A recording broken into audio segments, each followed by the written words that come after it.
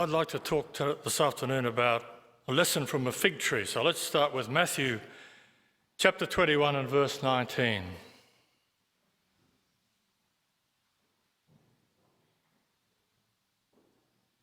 Everybody will know this story, I'm sure. And Jesus, at the beginning of Holy Week, is in Jerusalem, and here he says, "And seeing a fig tree by the road, he," that is Jesus, "came to it and found nothing on it but leaves. And he said to it, 'Let no fruit grow on you ever again.' And immediately the fig tree withered away." That's the kind of withering comment that you'd like to be able to use in a management program or something. And we look at Mark 11 and 13, which is the same story but told slightly differently. "And seeing from afar the fig tree having leaves, he went to see if perhaps he would find something on it. And when he came to it, he found nothing but leaves, for it was not the season for figs." My first thought about this, and this has been a scripture that has exercised my mind for some time, because this is the only destructive miracle that Jesus does in the New Testament. This is the only time he actually destroys something. There are lots of examples in the Old Testament where God destroyed Sodom and Gomorrah, where God sent the flood to destroy all the people of the earth. There are a number of Old Testament scriptures in which a destructive miracle was wrought by God. But this is the only one in the New Testament, and so it seems to me that's pretty important. We should pay close attention to it. And when we think about the situation, what was it that so upset Jesus that the tree was condemned to death? The bottom line is that the fig tree was deceptive. The normal cycle of a fig tree is that the fruit form before the leaves come on the tree. And so the fruit are partially developed before the tree gets leaves. And so when the leaves are on the tree, the assumption is that the fruit are already developed. And in most cases, and in a normal cycle of a fig tree, that's the way it is. If you see the leaves on the fig tree, you can count on there being figs on the tree, and you can count on them being pretty close to ripe. That's not what happened here. And so the point of this situation is that this fig tree was deceptive. It put out all these wonderful leaves, and people saw these wonderful leaves and thought, "This is great." Well, Jesus in particular thought, "This is great. There's a feed of figs on this tree. Let's go down and get some." And he went down and there weren't any figs. So the fig tree was misleading. And of course, it's an analogy. And what's it an analogy for? Well, it's an analogy for churches or people who pretend to be one thing and in fact are something entirely different. And are there any of those around today? Well, let's see. In this case, it also says, and this was a part that for quite a while troubled me a little bit. It says in verse 13 of Mark that the time of the figs was not yet. But that only meant that the normal cycle of figs were not yet, because I'm thinking, if the time of figs is not yet, why did Jesus get upset because it didn't have figs on it? You wouldn't expect to have figs on it if it wasn't the time of figs. But the point is that this fig tree had put out all the leaves and still didn't have fruit on it. So it was pretending to be something that it wasn't. Was this the fault of the fig tree? I suppose sometimes I think in my heart that this was a bit of a harsh judgment on the fig tree, because the way it worked was the way the fig tree worked, but it certainly serves to show an example. The bottom line here is that the fig tree is an example of hypocrisy. And hypocrisy is someone or something that gives the appearance of being something but is in fact something else. And of course, in a spiritual sense, that's really critically important, because in Jesus' day, that's exactly what the Pharisees were. Now, it's difficult, I think, to go through the scriptures and find a situation where Jesus is more angry with any group of individuals or with any individual than he was with the Pharisees. He was absolutely down on the Pharisees. And why was that? It was because they had this great show. They had all the rituals. They had all the practices that they went through. And they held themselves out as being the ones that had a right relationship with God, when in fact that was not really true. They were shallow and phony. They had a lot of outward show but not much conviction. And we'll see how Jesus handles that in a little while. It's interesting, and I suppose we know about this, that despite their knowledge of the Scriptures and despite all the work that Jesus did, and despite how well Jesus fit the description of the coming Messiah, they rejected him. It was the Pharisees that rejected Jesus most of all.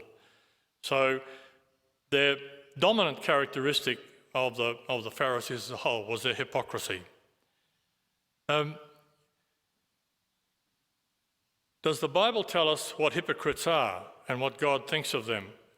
Well, in the Old Testament, the word is only used a few times, mostly used in Job. But in Ezekiel, God describes what hypocrisy is. If you go to Ezekiel 33 and verse 30 and 31, we remember that at this time, Ezekiel had been taken from Jerusalem to Babylon. He was part of the first captivity, and he was prophesying in Babylon. And this tells us the way that the Israelites were responding to his prophecy. Also, thou son of man, the children of thy people still are talking against thee by the walls and in the doors of the houses, so behind your back. And speak one to another, every one to his brother, saying, Come, I pray you, and hear what is the word that cometh forth from the Lord. And they come unto you, as the people cometh. And they sit before thee as my people, and they hear thy words, but they will not do them.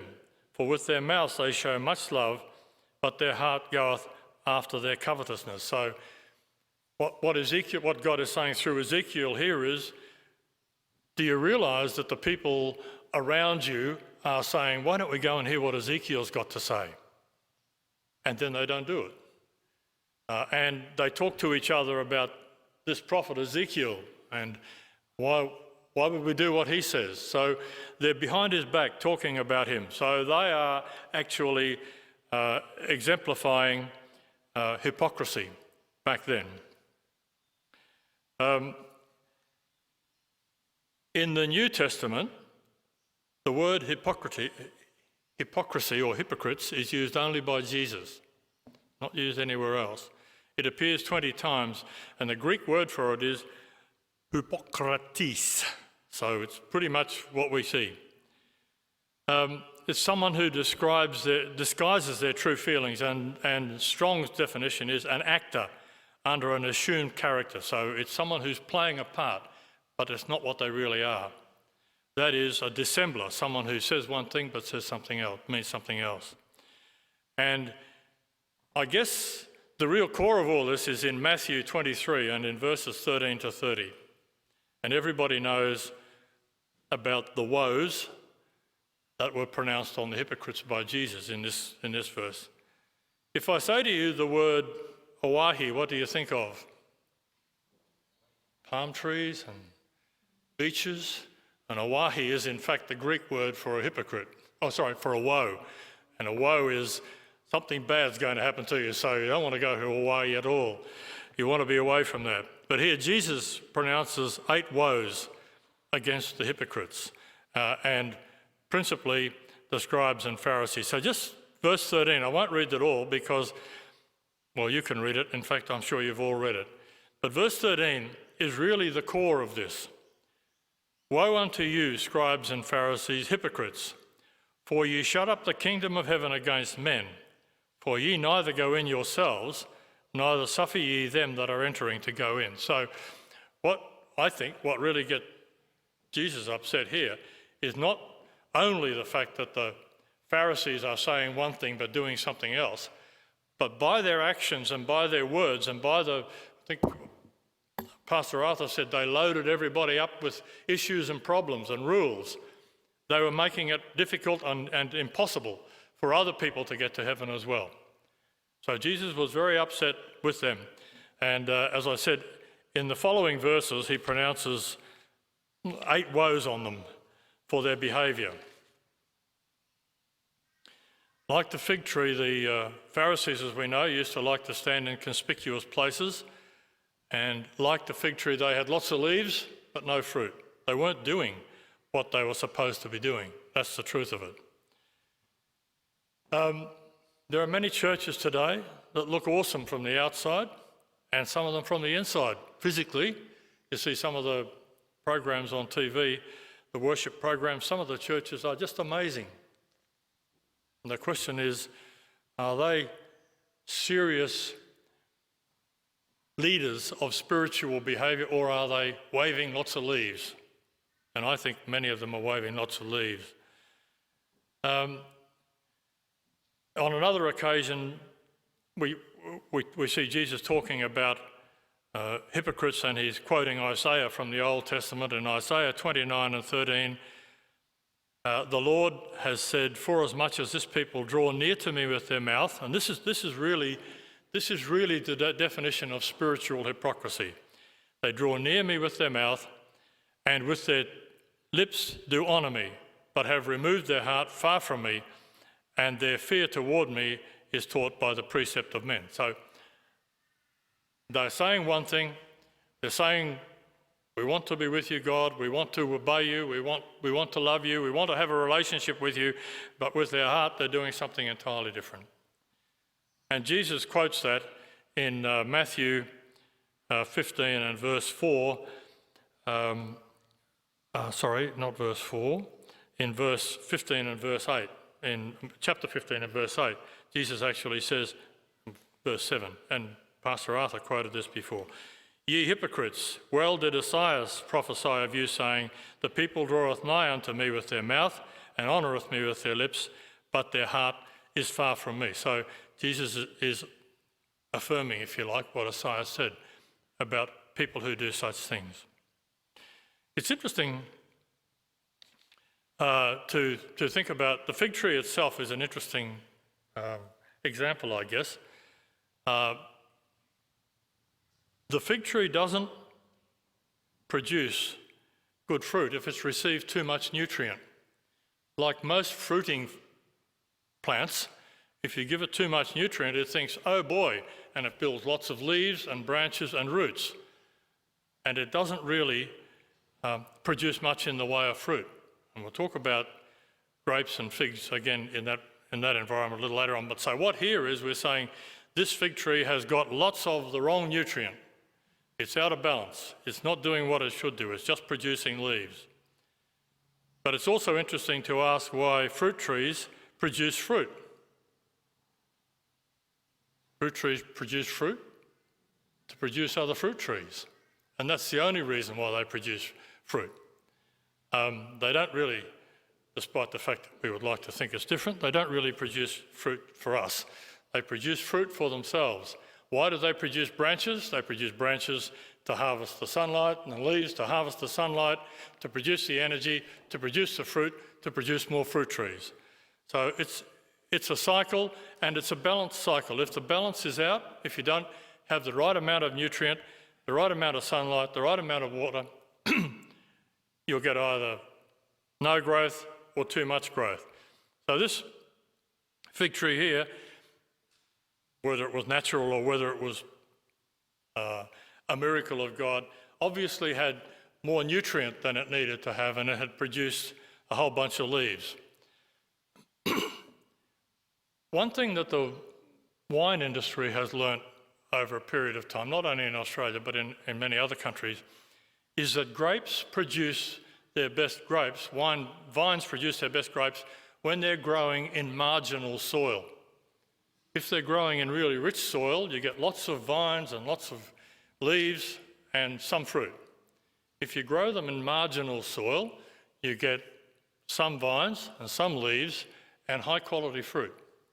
And when I looked up the growth cycle for a fig tree, it says that you need a balanced diet But if you put them in a slightly crowded space, that is a pot where the fig has limited access to nutrients, you will control the growth and encourage the growth of fruit. So the point here is that we need to make sure that the nutrients that are in the church are the right nutrients in the right balance. And we can actually see an example of that because it's been said, and I know it's been said by Pastor Arthur and by Pastor Brad, that churches survive best when they're under persecution. They grow when the soil is most difficult for them to grow in. And the other thing is that they tend to be destroyed from within.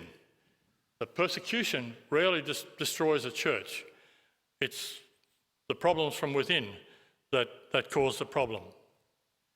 So many churches today provide wrong nutrients for the production of good fruit. What do we mean by good fruit? Well, righteousness, good living, doing the works of God, but doing them for the right reason, which we'll see in a moment. You can look at the rituals and trappings of the Catholic Church, its history, well-defined organisation. For some people, those are really good leaves. That's where I want to be. So they go to the Catholic Church. Do they find the way to produce good fruit as we would define good fruit there? I think the answer to that is no. Humans love music.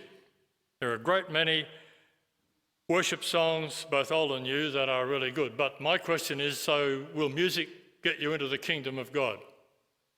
And my answer is only if it's associated with a whole bunch of other things. So Hillsong calls itself a music ministry, and to many people it's a very attractive tree. Oh, this is a great place if you want to go to a concert on Sunday morning.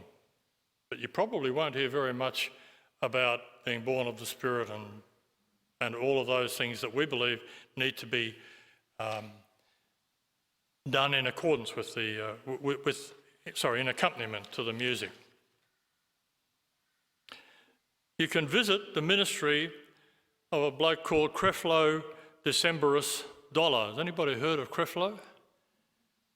Okay, so Creflo runs a prosperity ministry in America. Did you know that there are several lists of the world's most wealthy pastors? Forbes has a list of the world's most wealthy pastors, and Creflo is up there. Creflo's worth is said to be about $25 million. Kenneth Copeland is said to be among the richest. He's said to be worth about $700 million. And we've got Joel Osteen, Benny Hinn and the others on the rich list. Giving is an important part of Christian behaviour, but for mine it won't get you into the kingdom of heaven unless you've done some other things as well. So the prosperity message per se is not what it's about, I think. However, the prosperity measure appeals to some people, and so they go to that church, and the question is, will they get to produce fruit under those conditions? The answer, I think, is quite unlikely. These guys have big congregations, but there are small ones as well. There are small ones that wave a rainbow-coloured flag. And if you want that lifestyle and feel good with God, that's where you go. You can find churches that believe that some of the scriptures allow abortion, and that's attractive to those who want their conscience not troubled too much. You can find churches that think that pornography is okay as long as it's voluntary. And fortunately, if marriage doesn't fit your living-in arrangements, you'll have no difficulty in finding a place where you can live together and still be connected to God. To me, these are all false leaves. They tell you that come to us and you will be saved. My personal view, and I hope it's your personal view as well, that in many of these cases that is simply not true. You will not be saved if you continue to do these things, despite all the leaves that are outside the church. So we need to be cautious about the leaves that we see out there. And the other thing that occurred to me when I was looking at these things is that the Bible tells us that to whom much is given, of them much will be required. Now, I don't think that means Creflo Dollar and his multi-millions. I think it means if I give you an understanding of the Bible and you don't use it, then I will count that against you. And I think that these guys, they all have a large working knowledge of the Bible. If you want to watch a Sunday program of Joyce Meyer or whatever her name is, and Benny Hinn or Joel Osteen, you'll hear lots of stuff about the Bible. But you won't hear the whole story, is my view, I don't think. You'll hear bits of it that are satisfactory for their purpose. We know also that in Matthew 7 and verse 18, we're told that a good tree cannot bring forth evil fruit, and neither can a corrupt tree bring forth good fruit. Every tree that bringeth not forth good fruit is hewn down and cast into the fire. I'm not the judge of this, but it seems to me that that is an issue that I'd be thinking about.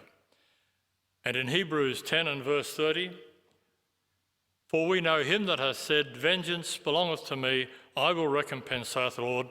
And again, the Lord shall judge his people. And this is a line that I think will stick in most people's memories. It is a fearful thing to fall into the hands of the living God if you're not doing the wrong thing.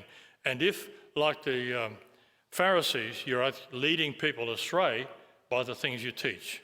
If you're giving them comfort about the things they're doing when that's the wrong thing to do, then I think that's something that should be in forefront of your mind. We can also look at Luke chapter 13 and verse 6 and the following verses, and this is another parable about the fig tree. And this is Jesus. He spoke this parable. A certain man had a fig tree planted in his vineyard, and he came and sought fruit thereon and found none. Then he said to the dresser of the vineyard, behold, these 3 years I come seeking fruit on this fig tree and find none. Cut it down. Why cumbereth it the ground? And he answering, that's the vine dresser, said, Lord, let it alone this year also, till I dig around it and dung it. There we go, it's the day. And if it bear fruit, well, and if not, then after that thou shalt cut it down. What does that mean for us? It means that if you want a healthy fig tree as the representative of a healthy church that's going to produce fruit, you need someone to look after it. You need someone to make sure that it's heading in the right direction. You need someone to dig around it. You need someone to prune it. You need someone to make sure that, or someone's I should say, to make sure that it's not under attack from disease, from outside or within. All of these things are necessary if you want a successful and fruitful fig tree. Same things are necessary if you want a successful and fruitful church, in my respectful view. Jesus' actions in condemning the fig tree have an important significance.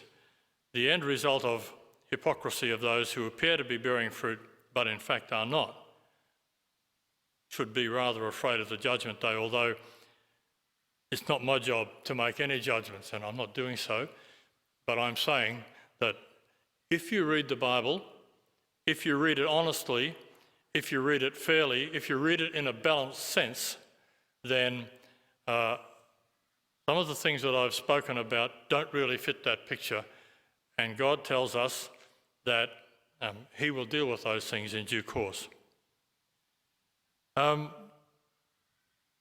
So what can we learn out of these examples, I suppose? Well, I think our first responsibility, I believe, is to ensure that we are fig trees with lots of waving happy leaves. Waving happy leaves is not a bad thing. If you don't have waving happy leaves, you won't have a happy tree. And if you don't have waving leaves, it won't have the energy to produce fruit. To mix my metaphors, we are the light on the hill that will attract attention just like the leaves of the fig tree, just like Jesus saw in the distance. Here's this great-looking fig tree.